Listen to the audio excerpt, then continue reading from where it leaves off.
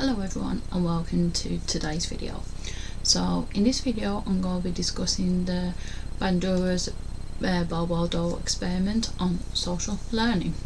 So this one is a bit more of a well-known one for controversial psychological experiments, but it's more so, I guess, more so where the controversy lies is on the treatment and the fact that it uses kids. But anyway, I'm gonna jump right in because a lot of it will be covered. So let's go into the background to start with. So the Bobo Doll experiment was a study by Albert Bandura that showed children can learn aggressive behaviour by watching others. Kids who saw an adult hitting a Bobo doll were more likely to imitate that aggression, proving that behaviour can be learnt through observation. So let's start with the background. By the early 1960s, people were becoming increasingly worried about violence in society, especially how violence on TV might affect children. So I guess it was like back in the day, before everyone was like, oh, video games cause violence, like, what was it, GTA when that first came out, that was massive thing, and Mortal Kombat. And when you look at the old Mortal Kombat games, like, there's like nothing to them, like, gore-wise. But anyway, I digress. Let's carry on. So we're in the 1960s, so before everyone started kicking off about games being violent. So this is about TV shows, about people being worried that if kids saw violence on TV and then they'll be violent themselves. So researchers wondered if seeing aggressive behaviours could teach children to act aggressively themselves. Before this time, scientists had different ideas about how aggression was learned. So we've got behaviourists, like Skinner, believe children learn through rewards and punishments for their own actions. And you have the psychoanalytics, inspired by Freud, suggested that watching aggression could actually help reduce aggressive feelings by providing a safe outlet, an idea known as catharsis. So, Albert Bandura challenged these theories with his famous experiment exploring whether children might copy aggressive acts simply by observing adults without any direct reward or punishment. Bandura and Walters in 1959 found that children with aggressive parents often behave aggressively themselves, suggesting that imitation and modelling played key roles in how aggression develops. Bandura's Bobo Doll experiment was set up specifically to test this idea. He created a controlled situation where children watched adults acting aggressively towards a doll to clearly see if observing such behaviour influenced the children's own actions. Bandura's experiment aimed to resolve the debate whether aggression is learnt through personal experiences or through observing others. So, let's look at the aim. Bandura conducted a controlled experiment study to investigate if social behaviours, for example aggression, which this one is mainly about aggression, can be acquired by observation and imitation. The study also aimed to examine if children were more likely to intimidate a same-sex model, and whether boys would display more aggression than girls if exposed to aggressive modelling. So let's look at the sample. So the experiment involved 52 children in total, so that's 36 boys, 36 girls, ages roughly between 3 to 6 years old, enrolled at the Stanford University nursery school.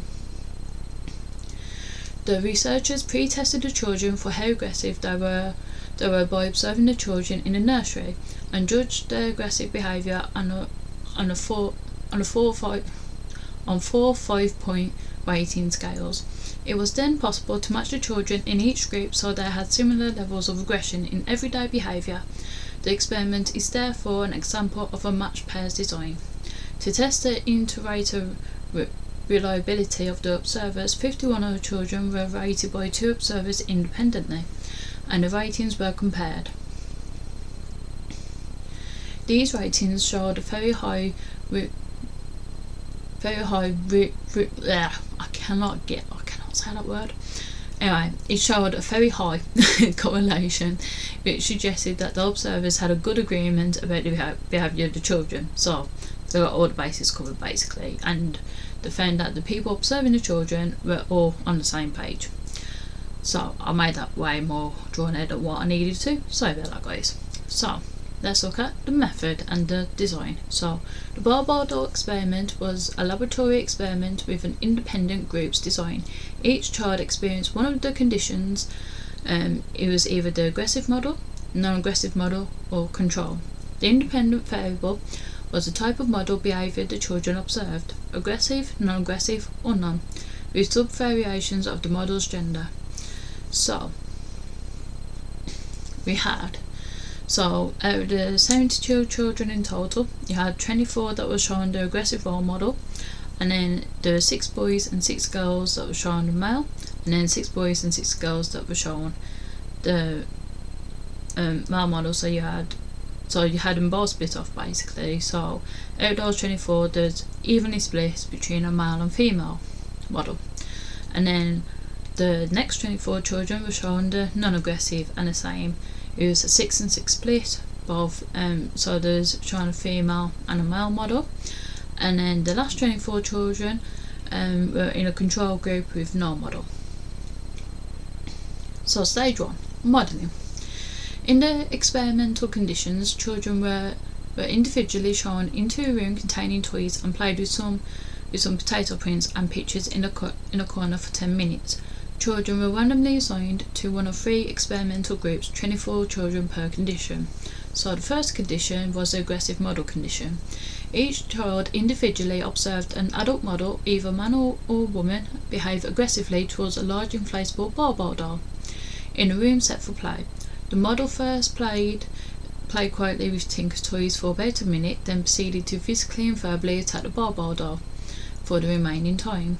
The model's aggressive repertoire included novel actions like punching the doll, hitting it with a mallet, tossing it, and kicking it, accompanied by distinctive aggressive phrases. For example, sock him in the nose, hit him down, kick him, and pow, like the old school comics, which were not common playground behaviour. This modelling session lasted for about 10 minutes. And then the next group, we have the non-aggressive model condition. So each child observed an adult model in the same playroom who did not display aggression. The model simply sat quietly and assembled the Tinker toy set, ignoring the Bobo doll completely for the entire 10-minute period. No aggressive physical or verbal acts were demonstrated in this condition. And then lastly, we have the control condition. The child had no adult model to observe. There was no pre-play modelling session in this group. The child did not see any adult behaviour with the Bobo doll, thus providing a baseline for typical behaviour without the modelling. So now we go on to stage 2. So after the modelling stage, or equivalent time in control, each child was subjected to a mild frustration intended to provoke, aggression basically. Try and get the kids a bit angry. Each child was separately taken to a room with relatively attractive toys, for example, a fire engine or door set. As soon as the child started to play with the toys, the experimenter told the child that they were the experimenter's very best toys, and she decided to reserve them for the other children. This step was included to make sure even typically calm children had some reason to feel frustrated. Earlier research had shown that if children were frustrated at all, simply watching aggression might not lead them to act aggressively themselves. So I guess it gives them a reason to try and act out. So, stage 3, test for delayed imitation. Finally, the child was taken into a third room that contained a variety of both aggressive and non-aggressive toys. Aggressive toys included a Bobo doll, identical to the one that the models used, a mallet, and even a toy gun. Non-aggressive toys included dolls, tea sets, crayons, 3 bears, and plastic farm animals. The child was then left to play freely for 20 minutes in this room. During this period, researchers observed the child's behaviour through a one-way mirror, making systematic records. Observations were made at 5-second intervals, therefore giving 240 response units per child. The experimenter remained in the room during the play period but occupied themselves in a corner, avoiding interaction with the child to ensure the child felt free to behave naturally. And then we go on to the results. So we have the imitative aggression. So children who watch an aggressive adult were significantly more likely to imitate aggressive behaviour, both physically and verbally. Children who saw a calm adult or no adult showed almost no aggressive imitation. About 70% of the children in the non-aggressive or control groups showed no imitative aggression at all, while many who observe aggression cope specific actions like hitting the doll and repeating aggressive phases like socking. So, general aggression levels. Exposure to aggressive models didn't just encourage copying it increased overall aggression, including new aggressive acts not shown by the model. Children who saw aggressive adults were less inhibited and more likely to show creative forms of aggression. For example, pretending to shoot the doll with a toy gun. I would have thought that would just be something that kids would do anyway. I mean, I'm pretty sure I probably did that as a kid, but anyway. And then you've got example. So girls who watched the aggressive adult average 18 aggressive acts like hitting with a mallet, compared to almost none, 0.5 average for those who saw a calm adult. And then we look at the gender differences. So boys were generally more likely to imitate physical aggression than girls, especially when the model was male. Girls showed more physical aggression when watching a male model, but were more verbally aggressive when watching a female model. Boys and girls were both more strongly influenced by male models overall, likely due to society's views of aggression as a masculine behaviour at the time. But I think we all know that women can be aggressive too. It's not just a man thing now. Like, you know, we're in 2026. I think we all know that. Anyway, let's move on. So we've got some observations here. So children closely copied the language used by aggressive adults, shouting "pow" and socking. Children's comments revealed that they actively processed what they saw. For example, aggression by a female adult was criticised by children as inappropriate. Ladies shouldn't behave that way. Aggression by a male adult was often praised. He's strong like daddy. These observations show that social expectations such as gender norms played a significant role in how children interpreted and copied aggression. I guess it was back in the 1960s, so I guess the society views have changed a bit since then. But yeah, it's quite interesting. So now we move on to the conclusion.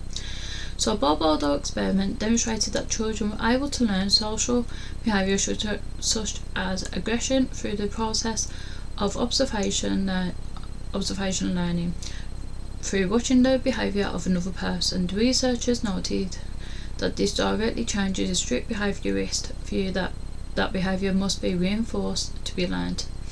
Instead, the human capacity for observational learning means new responses like novel aggressive acts can be learned in the absence of reinforcements to the child. A further implication of the study's conclusion is a rich fusion of the catharsis theories. Rather than reducing aggression, watching violence tended to increase aggressive behaviour in children.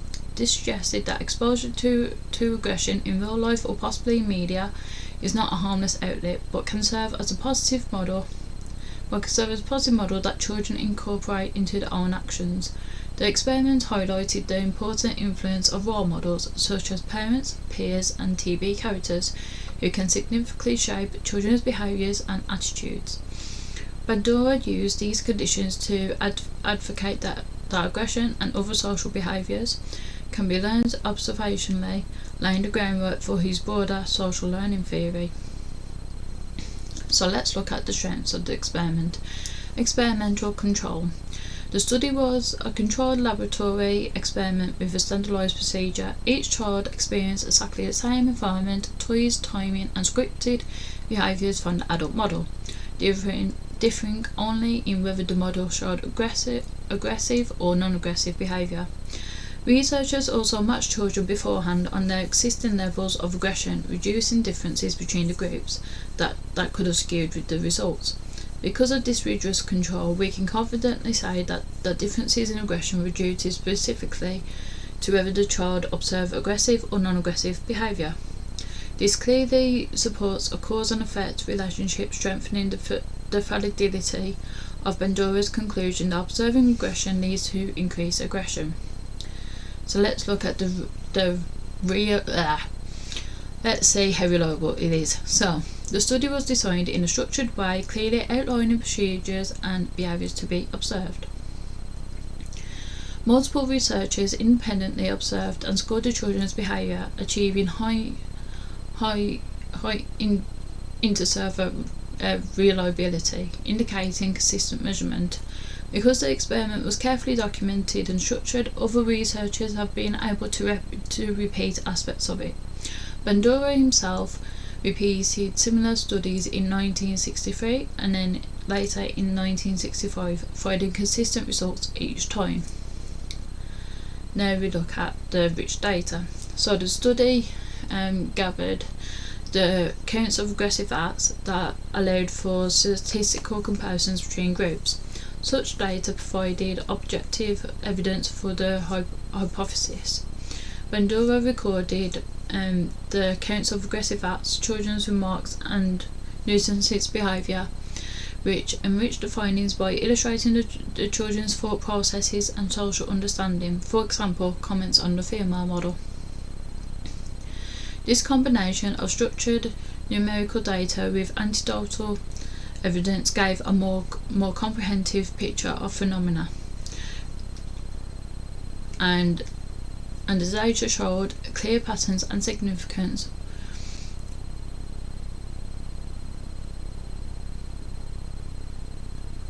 And then we go on to novelty and favourite. We go on to the novelty impact. So before this experiment, psychologists widely believed behaviours needed direct reinforcement, such as rewards or punishments, to be learned. Bandura's study challenged this assumption, clearly showing that children could learn aggressive behaviour simply by observing others, with no direct reinforcement involved. This had major theological and practical implications, fundamentally changing how psychologists understood learning and aggression. It laid the foundation for social learning theory, influencing parenting, education, and discussions about media violence, thus demonstrating how significantly and broadly relevant Bandura's findings are to psychology and society, basically. So let's look at the usefulness of research, shall we? So, Bandura's findings highlight the powerful role of adults and media figures play as role models for children. Advice to parents often includes behaving the way you want your children to behave, since children are watching and learning. In education, teachers and mentoring programs use the power of modelling to encourage pro-social behaviour. The study's usefulness is also seen in therapy and interventions. For example, techniques in behaviour therapy use modelling, called participant modelling, to help children overcome fears or build social skills, proving that observational learning can be harnessed for possible outcomes as well. Additionally, Bandura's research significantly shaped public understanding of media violence, sparking ongoing debates and leading to regulatory policies such as content ratings and parental guidance warnings. So now we've looked at the positives from it, let's look at some of the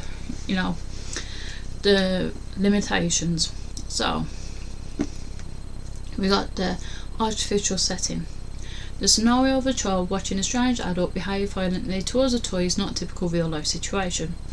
Also, the model and the child are strangers. This, of course, is quite unlike normal modelling, which often takes place within the family. Furthermore, children do not see adults attacking dolls, so the setup may have encouraged demand characteristics. For example, the Bobo Doll itself is a toy designed to be hit, it bounces back up when it was knocked down.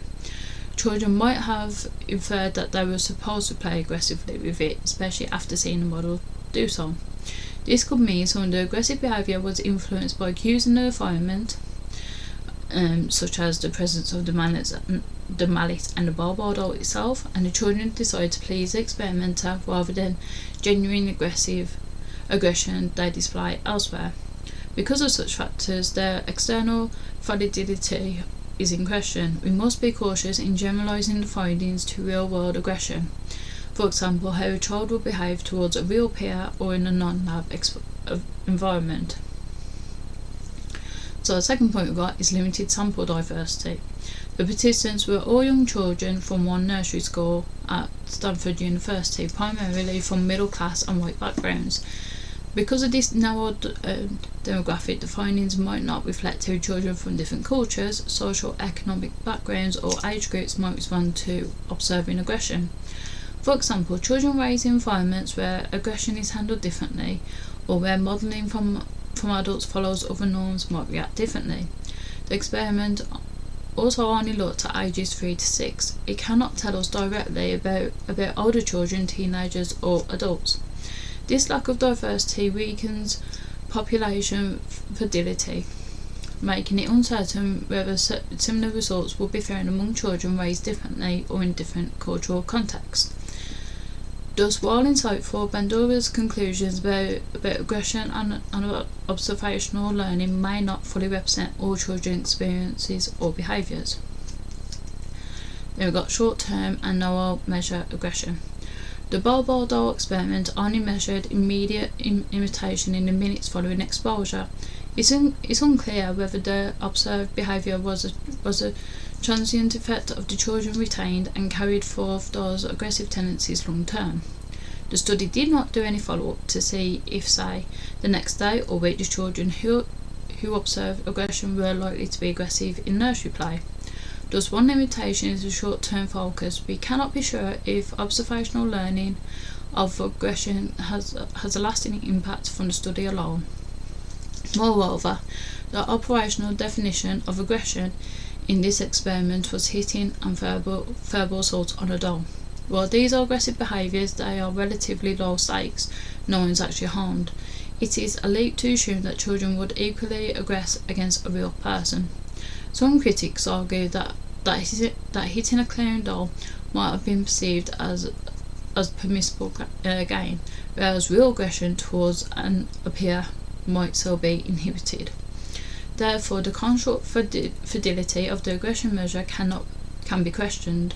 Does Bobo Doll play truly indicate a child's aggression, or just playfulness in a novel situation? Bandura attempted to address this by even exposing a scenario in later research where a live clown was a target to show children would hit a live target too, but the core 1961 study's measures remain limited to the doll and the toy context. So next we got the potential observer bias. Observers were aware of which condition each child was in, the aggressive or non-aggressive. This could introduce observer bias. Observers might, even unconsciously, interpret borderline or unclear actions as aggressive for children who had witnessed aggression. Although Bandura used clear behavioural categories and multiple observers to reduce the risk, the possibility of subtle biases remained. Observer bias could have exaggerated differences between groups, slightly weakening confidence in the results. Ideally, observers should not have known the participants' conditions to ensure complete unbiased measurements, which is now standard practice in psychological research. Then we've got the influence of novelty.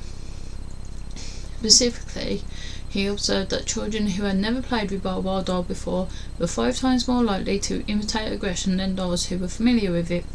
According to Cumberbatch, the doll's novelty increased children's curiosity, prompting them to mimic the adult's aggressive actions, simply because the situation and the object were new and intriguing. This suggests that Bandura's findings might be partly due to the novelty of the toy rather than true learned aggression, questioning the fidelity of his conclusions about observational learning. As a result, the practical relevance of the findings can be limited. as children might not react the same way to aggression in more familiar everyday context. Now let's have a look at the ethical issues which I believe makes this so controversial, as well as the other points. So, conducted in 1961, the study predates modern ethic codes and thus raises several ethical concerns by today's standards. So, protection from harm is a major issue. Children in the aggressive model condition were exposed to quite violent behaviour by an adult. Some children were reportedly distressed or confused by witnessing the adult's aggression. There is a risk that learned aggression could have had a lasting negative effect on children participants are supposed to leave an experiment in the same state they entered in, which may not have been the case here. Encouraging children to act aggressively, even towards a doll, could be seen as normalising unhelpful behaviours that might persist beyond the study. Next, we've got informed consent. So, the preschool children could not give informed consent themselves. Bandura did obtain informed consent from the nursery school, and presumably from parents known as presumptive consent, but the children themselves had no same participation. They were not fully informed about the purpose of the study, which might have been beyond their capacity to understand at that age, because there was only between 3 and 6. Also, the children were not explicitly debriefed afterward in a way that would understand. For example, there's no indication that an experimenter explained to them that the aggressive behaviour they saw was pretend, or discouraged them from imitating it outside the study. Without debriefing, children might have left with the impression that such aggression is acceptable, which is ethically concerning. Next, we got the right to withdraw. It's not clear that the young children knew they could withdraw from the study. Reports suggest that at least one child wanted to stop upon being upset by the aggressive model, remarking that the behaviour was wrong.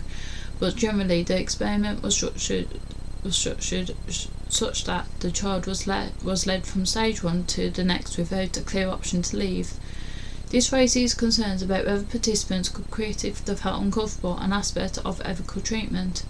The study did yield important insights about learning and has been influential in understanding and reducing real-world aggression. Nonetheless, by modern ethical standards, exposing children to aggression deliberately and possibly inducing aggressive behaviours in them is problematic. Researchers today would likely mitigate these issues, for example, by full debriefing, so explaining to the children with parents that the violence was pretend and not desirable behaviour, and ensuring any distressed child could be comforted or removed.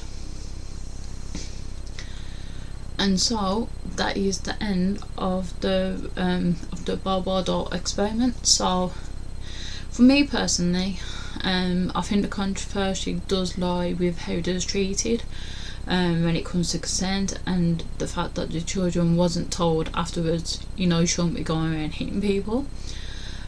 For me, I don't believe it was a very good one, to be quite honest, because I just don't really think it's a strong example, because, like, for example, if you was put in a room with this giant clown doll that bounced forwards and backs that you never saw before, and you knew people was observing you, and then you saw adults punching and kicking it, you probably would do the same.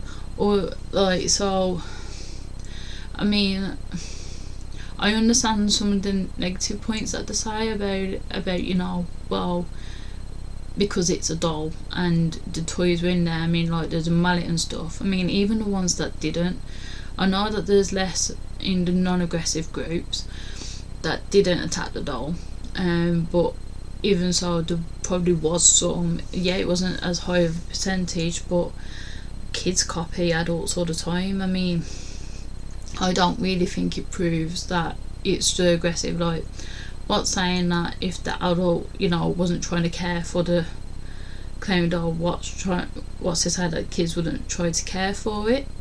So I think it was very limited. But yeah, that's just my thoughts anyway. Let me know what you guys think. And if you have any suggestions for any future videos that you'd like to see me discuss, let me know either in the comments below, on my socials, which are also linked below, to my email address, which is linked in my YouTube bio. Feel free to like and subscribe if you enjoyed the video, and I'll see you all in the next one.